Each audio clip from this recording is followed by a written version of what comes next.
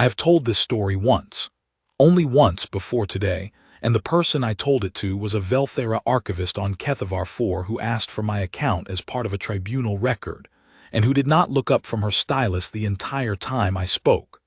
That is the shape of the world I came from. You ask a question, and you transcribe the answer and you do not look up, because looking up would mean acknowledging that the person answering is a person, and that is not always convenient.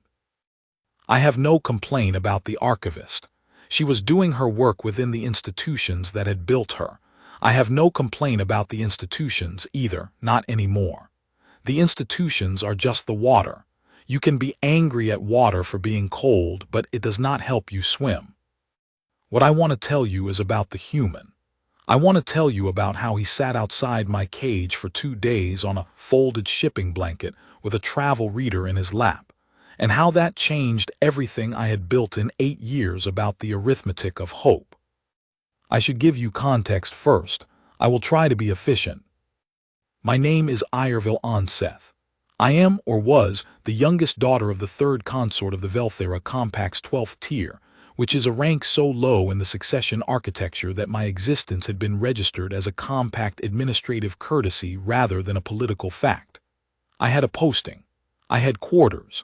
I had a salary that covered my needs and a small surplus, which I spent on books about places I had not been. I was not unhappy. I was not particularly happy either, but I had learned to treat the difference as a question of expectation management rather than a question of worth, which I understand now was itself a symptom of something I had not yet been able to name.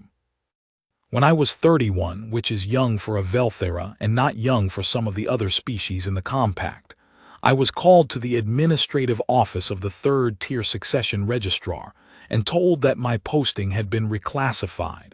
The word they used was disposition, not reassignment, not transfer.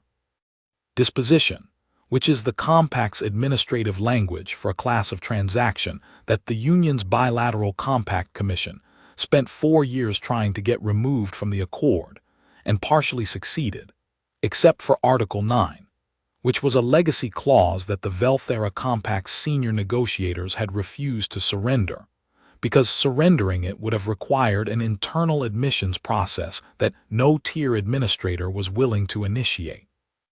Article 9 of the Veth Accord governs the disposition of what the Compact calls administratively dissolved persons. An administratively dissolved person is someone whose compact status has been revoked by administrative decree, usually due to political inconvenience, occasionally due to genuine infraction, but almost always in practice, due to the fact that the tier they belong to has become too expensive to maintain, and someone higher up the hierarchy has decided to simplify the roster. Once dissolved, you are no longer a compact citizen in any administrative sense. Your quarters revert. Your salary stops. Your name is struck from the registration records, though your physical existence remains, which creates a category problem that Article 9 resolves by treating you as a reclassifiable asset. I was told that I had been dissolved effective immediately, that my quarters would be cleared by the end of the week, and that I would be transferred to the disposition registry at Kethavar 4, which is a transit outpost in the outer lanes of the Velthera border zone, where reclassifiable assets are processed and reallocated to new administrative frameworks. The woman who told me this did not look up from her desk. I did not shout, I did not cry. I had learned by then not to do either of those things in administrative offices, because both responses were categorized as instability indicators and could be used to support additional reclassifications. I asked one question: what were the grounds for my dissolution? She said, Administrative Simplification, Tier 12 Cost Reduction Protocol, approved at the level of the third consort succession registrar. I asked whether I could file an appeal. She said, the appeal window had closed at the moment of dissolution. The dissolution and the appeal window were simultaneous administrative acts. I asked whether there was any recourse at the bilateral compact level. She said, Article 9 of the Veth Accord addresses dispositioned persons specifically, and Article 9 has no bilateral review mechanism. I thanked her, which I knew was absurd even as I said it, and walked back to my quarters and stood in the middle of the room for a long time. I have thought about that moment often in the years since. The room looked exactly as it always had. My books were still on the shelf. My window faced the same courtyard it had always faced. The light came in at the same angle. None of those things were mine anymore, but they looked the same, and the looking the same of things is what makes dissolution so efficient as a tool. You lose your name from the record before you lose any of the physical things. So the body arrives at the new reality several steps behind the paperwork, still walking through rooms that remember you even after the institution has stopped. I was transferred to Kethavar 11 days later. Kethavar 4 is not a cruel place in the way that deliberate cruelty is cruel. It is a transit outpost. It has a function. The function is the processing and reallocation of disposition class persons under Article 9, which in practice means a series of holding facilities organized by tier of origin, with allocation schedules posted on a central board that is updated 3 times daily. There are vendors. There is a commissary. There are Veth Accord compliance officers who walk the corridors every 6 hours and confirm that the facility is operating within the terms of the bilateral compact. The compliance officers are from the union. I watched them carefully in my first weeks. They looked at the board. They looked at the facilities. They noted things in their tablets. They spoke with the facility administrators. They filed reports. Whatever the reports said, Article 9 remained, and the board continued to be updated 3 times daily. I was in a cage on Kethavar 4 for 27 months before Rail, Donner walked in.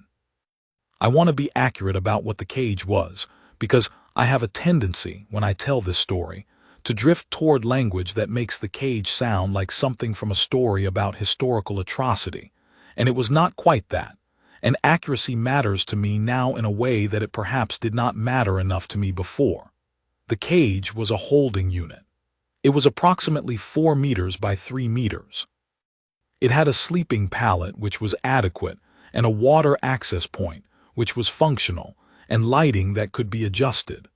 The chain was attached to an anchor ring at the wall and connected to a cuff at my left wrist. The cuff was not punitive in origin. It was a tracking mechanism required by the Article 9 compliance framework, because disposition persons were categorized as administrative assets and assets required inventory control measures. The chain was long enough that I could reach every point in the unit, including the pallet and the water access. The chain meant that I could not leave the unit. That was the function of the chain. I am telling you this not to minimize it, but because I want you to understand that one of the things the chain did over 27 months was teach me a very particular relationship to words. People said things outside my unit. Buyers came and looked and said things. Compliance officers walked past and said things to the facility administrators. Other disposition persons in adjacent units said things through the walls. I listened to all of it.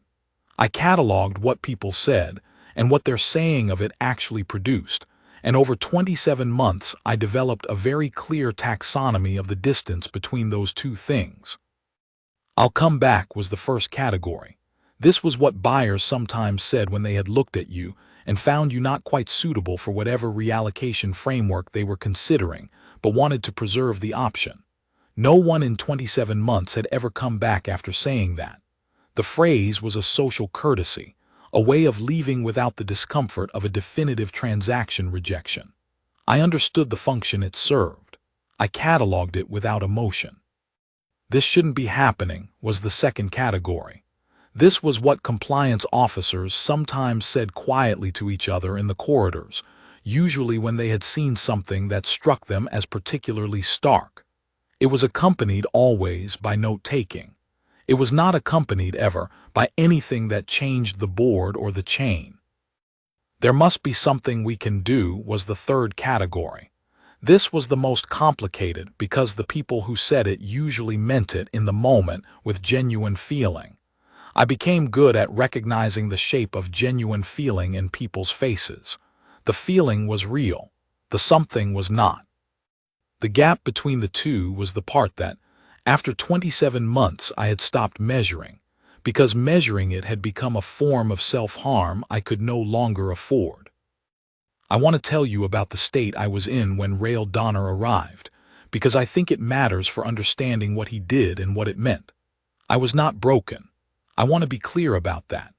I was not the person who has given up and turned inward and stopped responding to the world. I was still reading, still observing, still cataloging, still maintaining the architecture of my own thought with whatever material was available. What I had done, out of a very rational response to 27 months of data, was construct a strict system for allocating belief. The system was efficient. The system was essentially, do not believe what people say, observe what they do, measure the duration of what they do, update only on evidence of sustained action, not on words, not on expressions of intention, not on the category of promise that is really just a shape people use to manage the discomfort of leaving. It was a good system.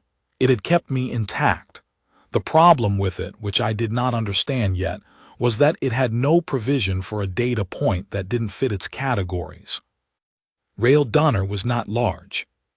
This is worth noting because the Velthera disposition facilities tended to attract buyers from species or organizational frameworks that valued physical scale, and Kethavar 4 had trained me to expect a certain register of physical presence in the people who came through the allocation wing. He was a human, which I had seen perhaps 3 times in 27 months, and each time what I had noted was their unremarkability, medium height, medium build, that texture of skin which looks to Velthera eyes like it has been left out in weather longer than it should have been. Rael Donner had that quality in abundance. He was perhaps late in the human 4th decade, which I later learned corresponded to something like 47 years, and he had the kind of face that had once been younger and had not pretended otherwise. There was a scar at the angle of his jaw that had the silver-pink look of scar tissue that had long since settled into being part of a face rather than an interruption of it. He came in through the allocation wing entrance in the middle of the second-hour shift, wearing the kind of work clothes that suggested a courier or small vessel operator, carrying a document envelope. He stopped at the administrator's desk. He spoke to the administrator, who was a Velthera compliance coordinator named Seth Orvath, who had been working the allocation wing for years, and whose ability to remain professionally neutral about anything he saw there was, I had decided, the product of a very specific kind of spiritual arrangement that I had never fully understood and did not judge. Seth Orvath gave the human a copy of the current allocation board and the standard visitor documents. The human stood at the board for approximately 7 minutes. He had a stylus. He was annotating something. This was unusual. Most visitors to the allocation wing spent 2 or 3 minutes at the board and then either walked toward the units that interested them or left. 7 minutes of annotation was a different category of behavior, and I noted it. He came to my unit last. He stood outside the barrier and looked at me, not in the way that assessed, in the way that simply looked. There is a difference. I had become, over 27 months, extremely precise about that difference. The assessing look moves across a person in a particular way, cataloging feature by feature, slotting each element into a framework of utility or value. The looking look lands on the face and stays.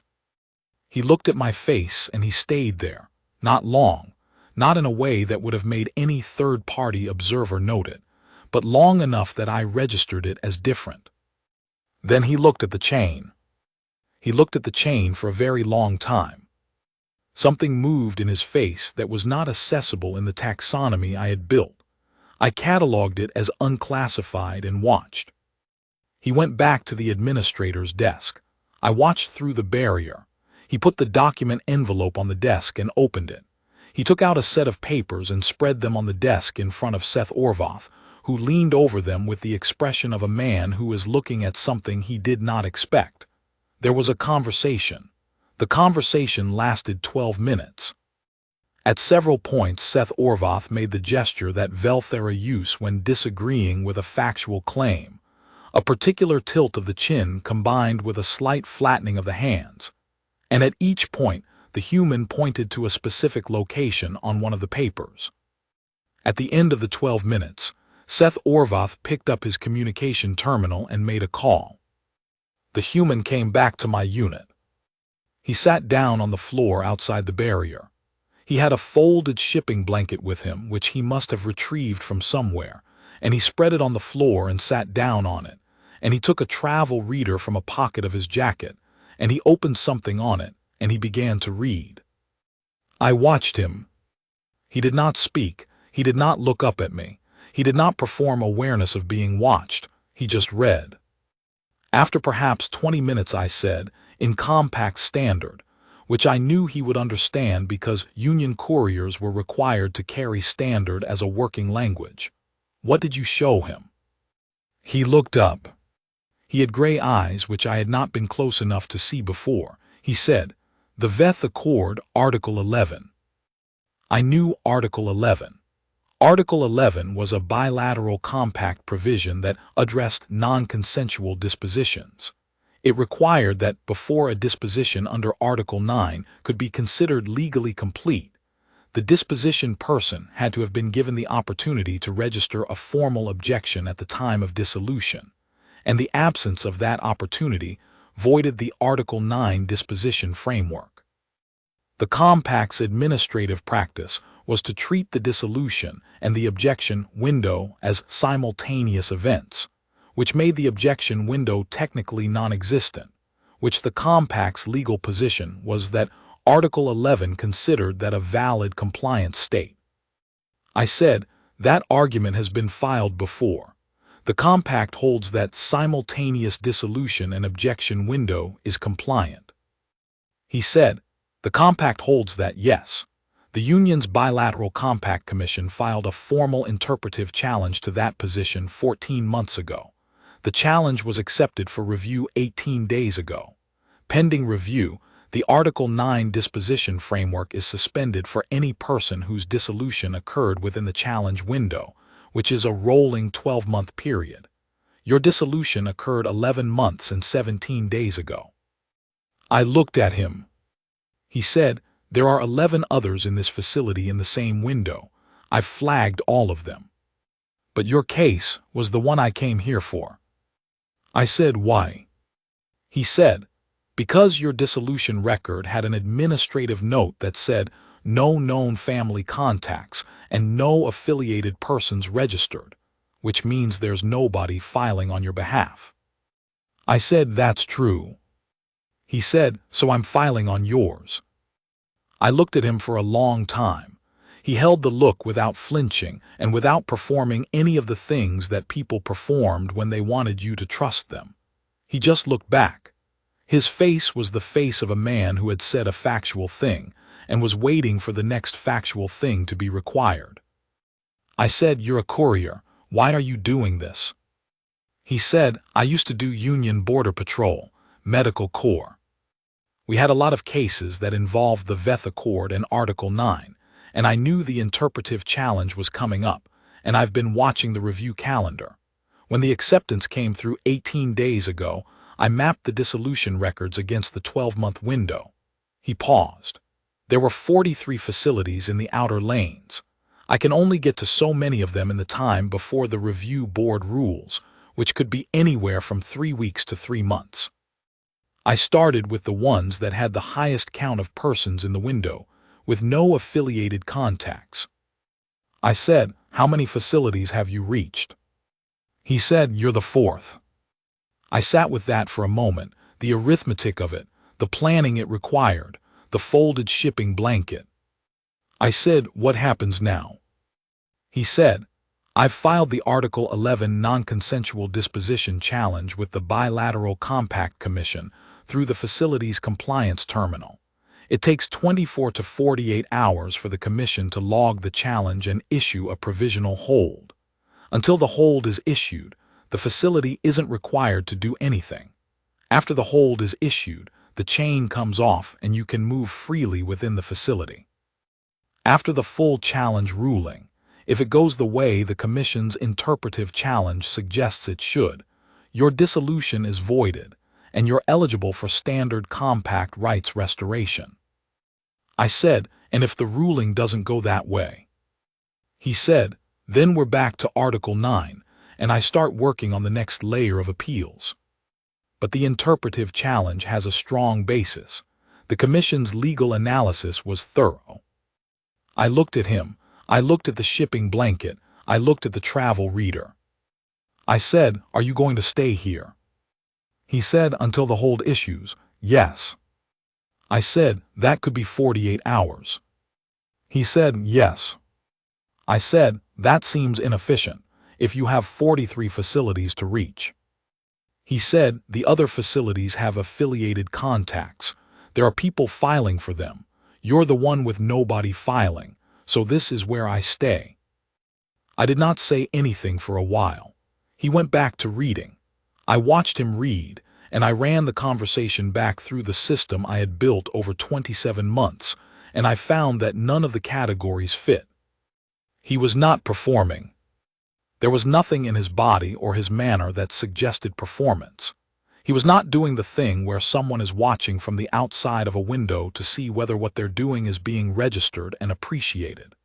He was just sitting on the floor outside a cage, reading a document on a travel reader because he had said he would stay, and staying meant being here, and being here meant sitting on the floor.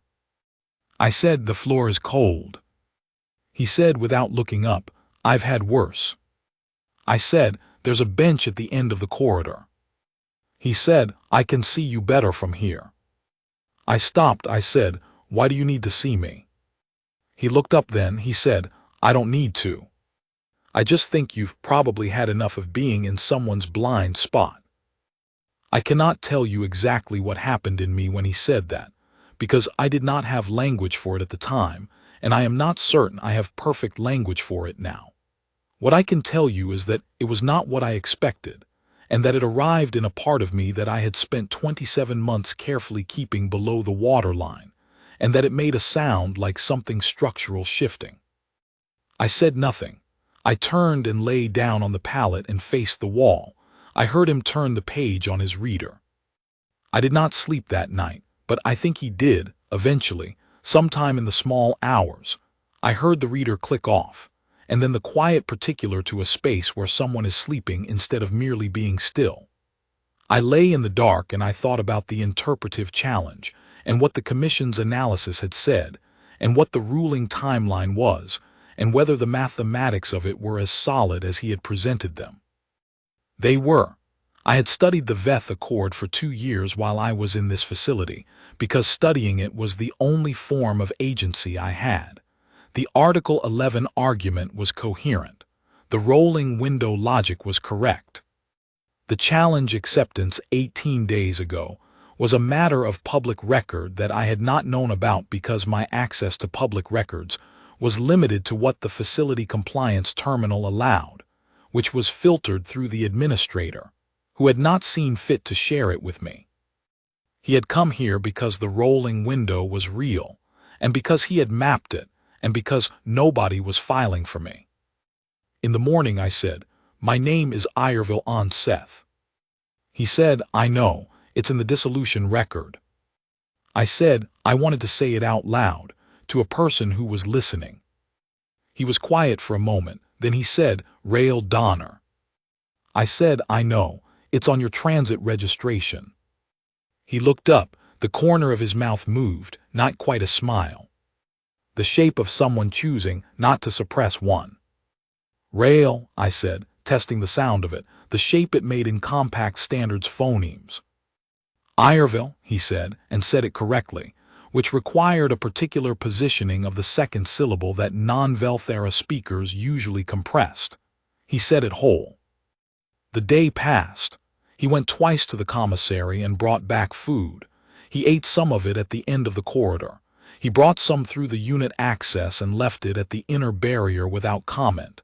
He did not wait for me to acknowledge it. He did not make anything of it. He set it down and went back to his blanket and his reader, which was the behavior of someone who was offering rather than performing an offering. And the difference, I had learned, was the whole thing. I ate it. The food was the same commissary food it always was. I could not have told you if you asked me why it tasted different. It did not, in any measurable way.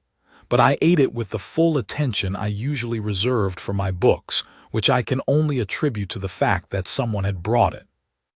We did not speak much for the rest of that first day. When we did speak, it was about the Veth Accord, because that was the territory we shared, and because I had spent 2 years learning it and he had spent considerable time reading the Commission's interpretive analysis, and there was a real conversation to be had about the legal architecture, so we had it. He knew the technical language. He spoke it without condescension and without oversimplification. He treated my analysis of the compact's compliance position as an analysis worth engaging with, which it was, and he pushed back on the points where he thought my reasoning had gaps, which it did in 2 places, and I pushed back on his, which had 1. In 27 months in this facility, no one had pushed back on my reasoning. No one had engaged it at all. The compliance officers cataloged the facility. The buyers assessed assets. The other dispositioned persons in adjacent units, and I had spoken through the walls, but not about the accord. We had spoken about ordinary things, about home, about what we missed, about the shape of the waiting. None of that had been without value.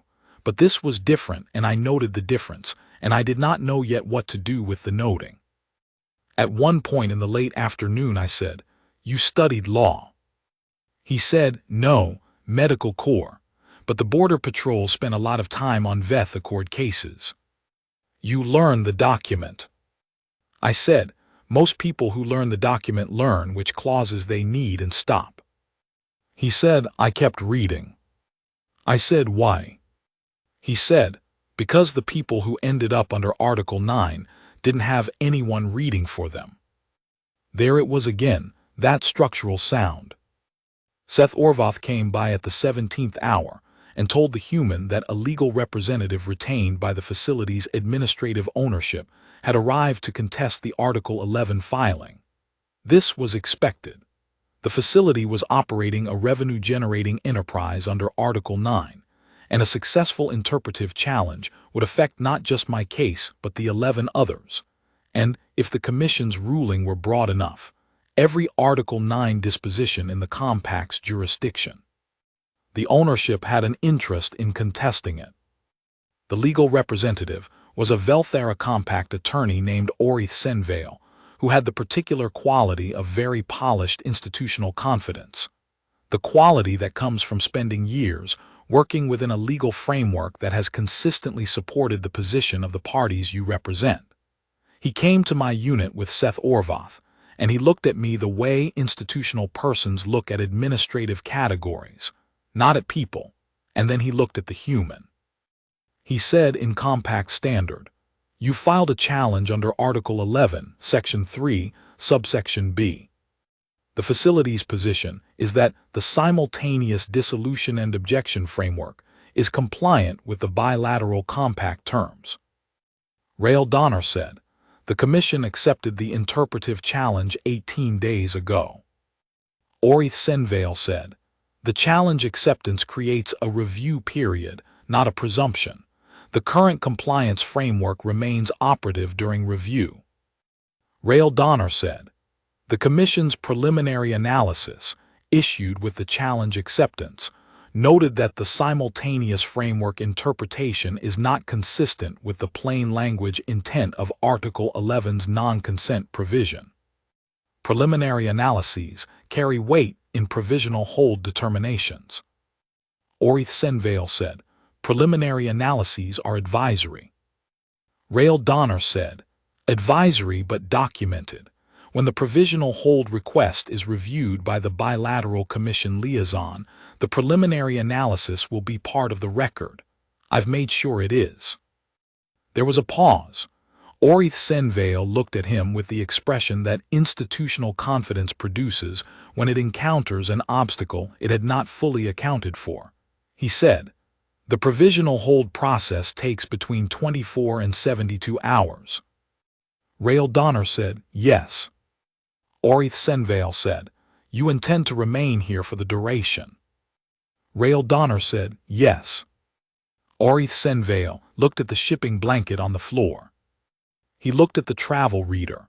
He looked at Rael Donner's face, and I watched him try to find something in it, some leverage point, some performance he could puncture, some indication that this was negotiable. He found nothing. I knew by then what nothing looked like on that face, and it was exactly what was there. Orith Senvale said, "I will be contesting this at every procedural stage." Rael Donner said, "That's your right, I'll see you at each one." Orith Senvale left. Seth Orvath followed, with the expression of a man who has seen many things in this corridor, and is adding this one to the list without editorial comment. I said, "He'll delay it. Every procedural tool he can use, he'll use. 72 hours is optimistic." Rael Donner said, "Probably. Do you have something to read?" I looked at him. I said, "I have 3 books on the compliance terminal." He said, "Which ones?" I told him. He nodded slowly at one of them and said he'd read it years ago and asked what I thought. I told him what I thought. We talked about it for an hour and then we were quiet, and then I said, "You should sleep. You can use the bench." He said, "I'm fine." I said, "You slept on the floor last night. Your back will be suffering." He said, "It's fine." I said, "Rael." He looked up. I said, "I can see the corridor from here. I will know if you go to the bench. I will not believe that you have left." He held the look for a moment. Then he stood up, with the particular efficiency of someone whose body has logged a great number of floor sleeps and knows exactly what muscles to use to stand up without complaint, and he took the shipping blanket and went to the bench. He looked back once. I was looking at him. He nodded and lay down. I turned and faced the wall and put my hand against the cold surface of it and thought, "He is on the bench. He is 12 meters away. He has not left." The ruling came through on the 41st hour. I heard the compliance terminal alert from Seth Orvath's desk, which was at the corridor entrance, and was audible throughout the allocation wing if you had learned the particular sound of its notifications, as I had over 27 months. I heard Seth Orvath read it. I heard him get up. I heard his footsteps. He came to the unit. He had a key for the chain cuff. He looked at me and he looked at the human who was now standing at the barrier, reader closed, waiting. Seth Orvath said, in the flat professional tone of a man who has been in this facility for years and has decided that professionalism means not adding his own register to whatever register the moment already has. Provisional hold issued by the Bilateral Compact Commission. Article 11, Section 3 challenge is under active review. Article 9 disposition framework is suspended for the named individual pending review ruling. He looked at me. He said, "Ireville on Seth, the cuff will come off now." He came into the unit and unlocked the cuff. I stood up. I had stood up every day for 27 months, but I stood up this time and my left wrist felt different. It felt like a fact instead of a conditional, which is not a physical sensation, but which is perhaps the only language I have for what the absence of the cuff felt like in the first moment. I walked out of the unit. I walked out of the unit and I stood in the corridor, which I had seen through the barrier for 27 months and had never stood in. And the corridor was simply a corridor, gray walls, standard lighting, the kind of floor that a transit facility uses because it is easy to maintain, and it was completely unremarkable, and I stood in it for perhaps 30 seconds without moving. There was nothing remarkable about it. That was the thing. I had imagined this moment with different qualities in the early months, when imagining it had still seemed like a thing I was permitted to do. I had imagined it as a crossing of a threshold that would feel like a threshold, something that would register in the body as the physical equivalent of a chapter turning. What it actually felt like was gray floor, standard lighting. The same air I had been breathing through the barrier, which, now that I was standing in it, was merely the corridor's air rather than the unit's air, and the difference was so small as to be nearly unmeasurable. And yet I stood there for 30 seconds, and I could not have moved if someone had asked me to, because the floor was the same and the air was nearly the same, and the light was the same, and I was standing in the corridor and not in the unit, and my wrist did not have a cuff on it, and those were just facts, and the facts were large enough that my body needed 30 seconds to believe them. Rael Donner was standing 3 meters away. He did not move toward me. He did not perform anything. He just stood there and let me have the 30 seconds. I walked toward him and stopped when I was close enough to see the gray of his eyes clearly, which I had only been able to see when he came to the barrier. I said, "Thank you." He said, "The ruling still needs to come through. This is provisional." I said, "I know, thank you for the provisional."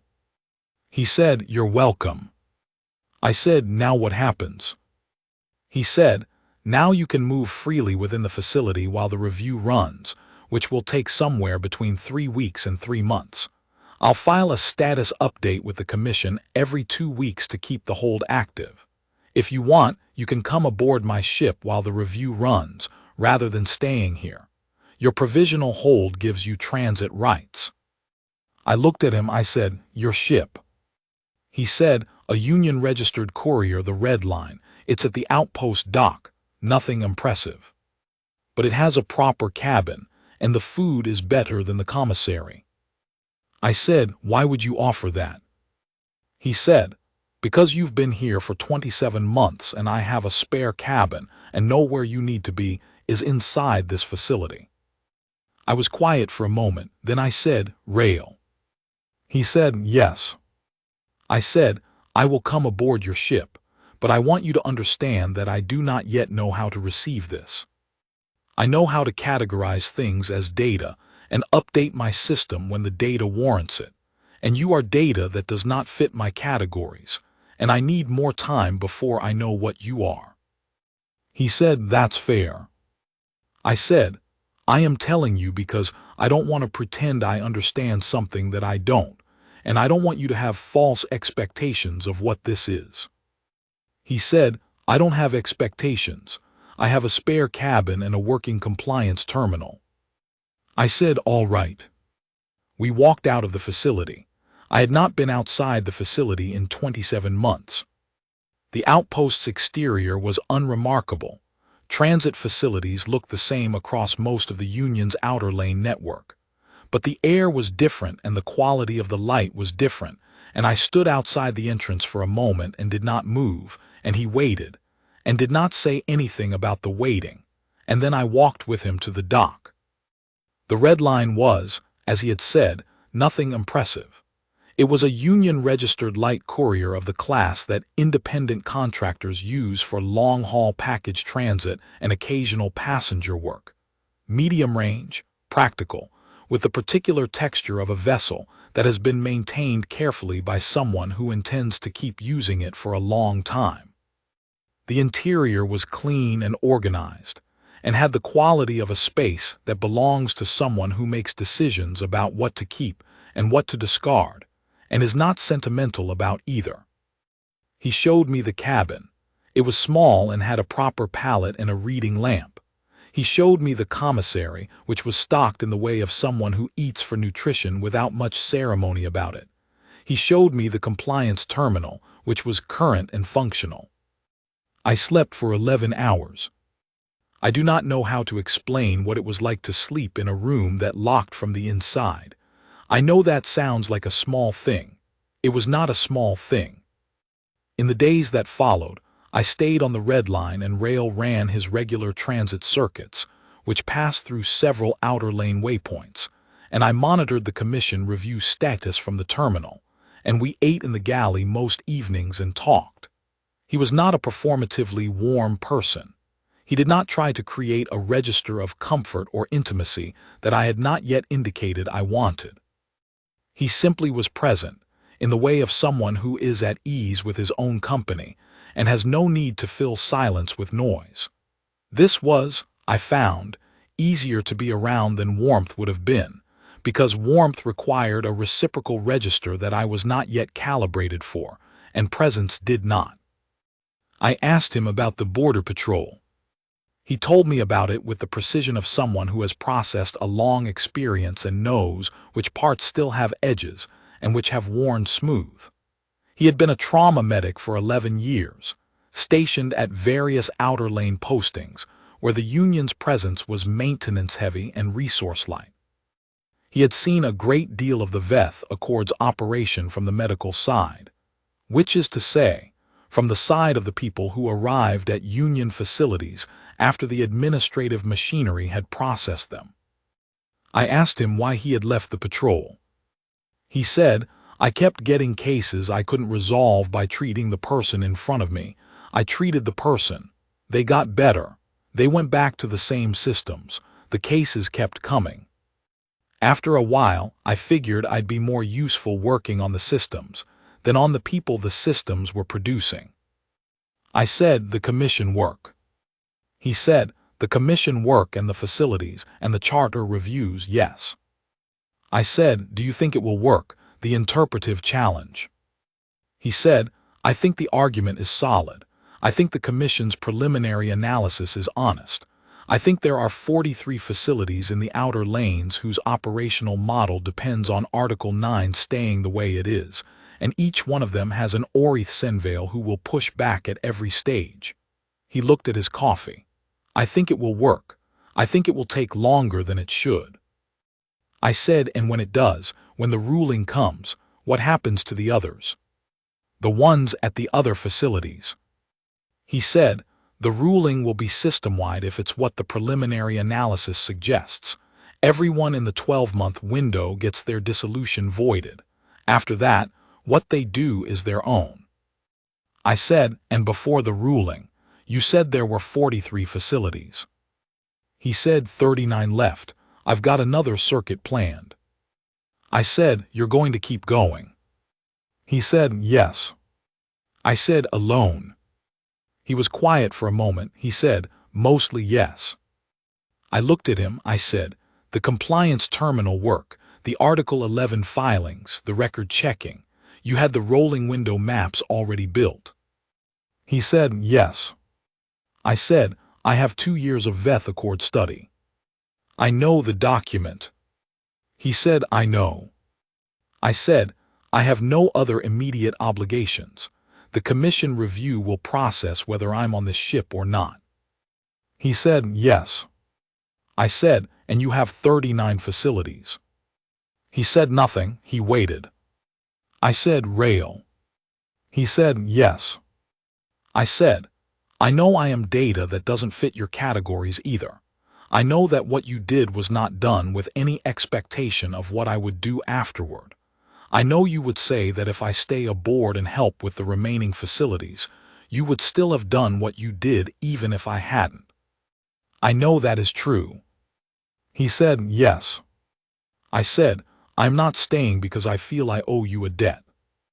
He said, "I know." I said, "I am staying because I have studied the Accord for 2 years, and the work is real, and there are 39 facilities, and you are the only person I have ever met who sat down on a cold floor outside my cage and stayed there." He looked at me. His face had the particular quality it had at the compliance desk when Orith Senvale was trying to find a leverage point, the quality of someone who has decided what is real and is not performing any opinion about whether it is sufficient. He said, "All right."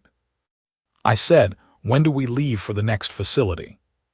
He said, "Tomorrow morning. Kethavar 7. I said, "I'll have the rolling window map checked against the commission's update by 6th hour." He said, "Thank you."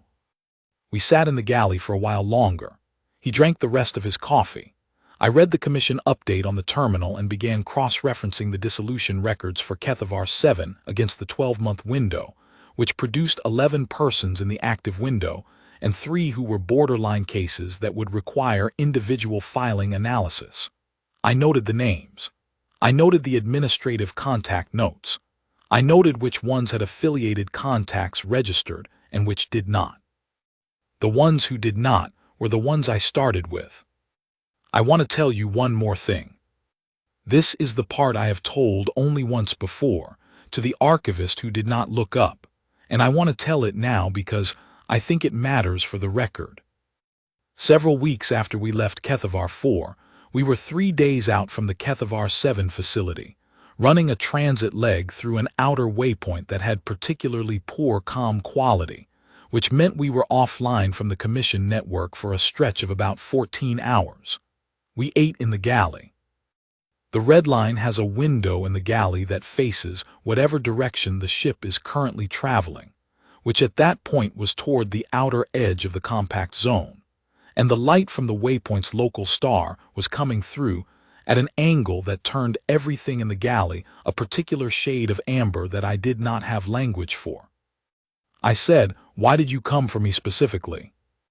He said, "I told you. Your dissolution record had no affiliated contacts." I said, "There were others in the window with no affiliated contacts. At that facility, you said 11 others." He said, "Yes."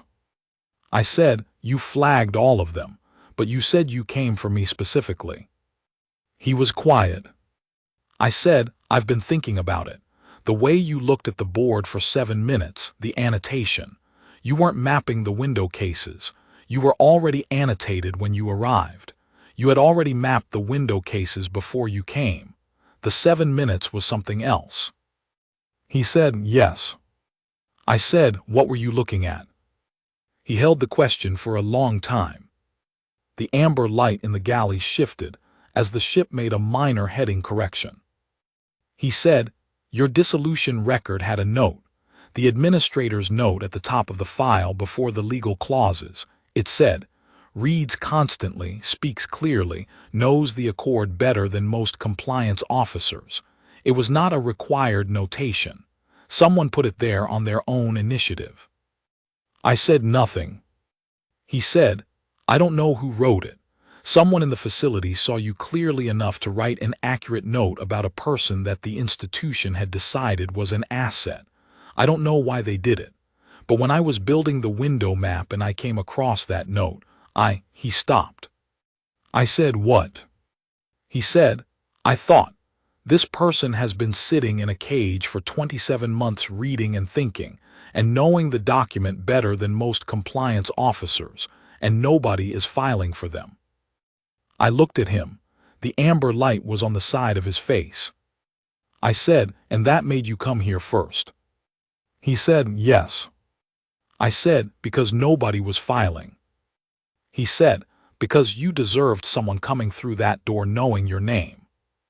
That is the structural sound again, larger this time, something shifting with enough weight to be unmistakable.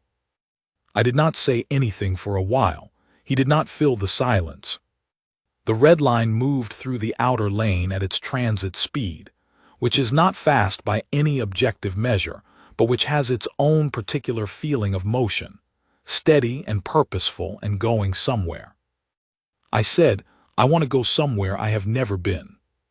He said, "Where?" I said, "I don't know yet. Somewhere that wasn't on any document I've read. Somewhere that doesn't have my name in any filing system." He was quiet for a moment. Then he said, "After Kethavar 7 there's a route through the Vale border zone that comes out near the Onseth waypoints, which are not named for your family. It's a different Onseth navigation registry coincidence. And from there it's a 6-day run to a system that's not in the compact network at all. Small colony, mostly union independent contractors. Nice star. Nobody has a dissolution record there because nobody runs dispositions there." I said, "Is there work there, real work?" He said, "There's a union compact assistance office. They're short-staffed. They could use someone who knows the accord." I looked at him. I said, "You had already thought about this?" He said, "I think ahead." I said, "You thought I might want to stay." He said, "I hoped you might, I didn't assume it." I said, "All right." He said, "All right, you'll come." I said, "All right, I'll come, after Kethavar 7, after the others." He nodded. He looked out the galley window at the amber-lit outer lane. He had the expression I had learned by then to read as him, deciding not to say something he was thinking, which was a practice I found I did not mind, because it was the practice of someone who understood that not everything that was true needed to be said aloud immediately. I said, "Rail." He said, "Yes." I said, "When you sat down on the floor outside my cage, I ran it through every category I had. I could not classify it. I told myself it was data I needed more time with." He said, "I remember." I said, "I have more time now." He waited. I said, "What you are is the first person in 8 years who said they would stay and then stayed, not for a reason that required anything from me, not as a transaction. Just stayed because leaving would have meant leaving a person, and you do not do that." He looked at me. I said, "I do not know yet what I am to you, but I know what you are to me. You are the person who sat on a cold floor and read, and you are the person who knew my name before you walked in, and you are the only system I have ever encountered that did not require me to be smaller than I am in order to fit inside it." He said nothing for a long time. The red line hummed. The amber light from the waypoint star moved across the galley wall as the heading shifted slightly. He said, "I'm glad you told me." I said, "I thought it was accurate." He said, "It is." I said, "Then it should be in the record." He said very quietly, "Yes, it should." We went back to the terminal.